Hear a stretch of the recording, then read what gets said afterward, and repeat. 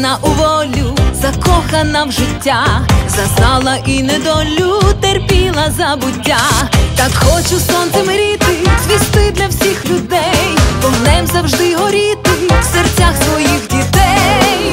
Нехай квітує Україна в духмяних сонячних садах, нехай співає вся родина, наш оберіг у всіх віках.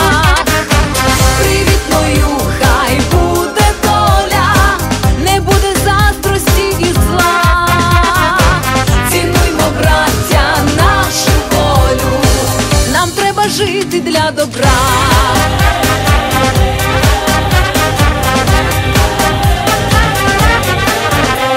Я вірю, все минеться і прийде новий час, світ щиро усміхнеться від радості за нас. Я Україна, мати і берегиня літ, я хочу об'єднати весь український рід. Нехай квітує Україна в духмяних сонячних садах, нехай співає вся родина, наш оберіг у всіх віках. Привітною хай буде доля, не буде заздрості і зла. Цінуймо, браття, нашу волю, нам треба жити для добра.